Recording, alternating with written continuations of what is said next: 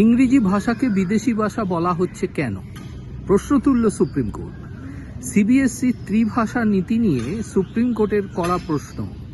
ইংরেজিকে অস্থানীয় ভাষা হিসাবে বলা হচ্ছে কেন? বিচারপতি সূর্যকান্ত, বিচারপতি জয়মাল্য বাগচি এবং বিচারপতি ডি মোহনার বেঞ্চে সিবিএসইর জারি হওয়া সার্কুলারকে চ্যালেঞ্জ করে যে মামলা দায়ের হয়েছিল, সেই মামলার আবেদনের বিষয়টি খতিয়ে দেখছে আদালত। বিচারপতি জয়মাল্য বাগচি প্রশ্ন তোলেন যে ইংরেজি ভাষাকে অস্থানীয় ভাষা হিসাবে বলাটা কি ঠিক? তার কারণ এখনো পর্যন্ত ভারতবর্ষের বহু রাজ্যে ইংরেজি ভাষাকে প্রাধান্য দেওয়া হচ্ছে এবং আদালতের কাজকর্ম সবই সম্পূর্ণভাবে ইংরেজি ভাষাতেই হয়ে থাকে।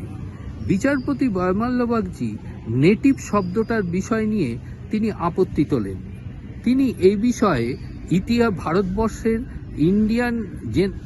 ভারতবর্ষের বিভিন্ন সাংবিধানিক যে পরিকাঠামো এবং ভারতবর্ষের যে সরকারি স্তরে ইংরেজি ব্যবহার, সেই বিষয়ের ভূমিকাগুলিকেই তিনি বিশেষভাবে মন্তব্যের মাধ্যমে তুলে ধরেছেন।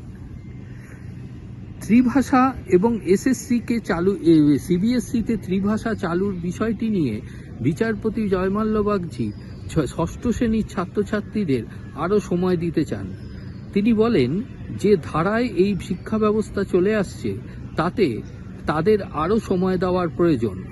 হঠকারিতার মাধ্যমে এই মুহূর্তে এই নীতিকে ইমপ্লিমেন্ট না করে আরও 1 বছর তাদের সময় দিয়ে পরের বছর থেকে সম্পূর্ণভাবে চালু করার ক্ষেত্রে আদালত পক্ষপাতী। তবে আদালত এই বিষয়টি সম্পূর্ণভাবে খতিয়ে দেখছে।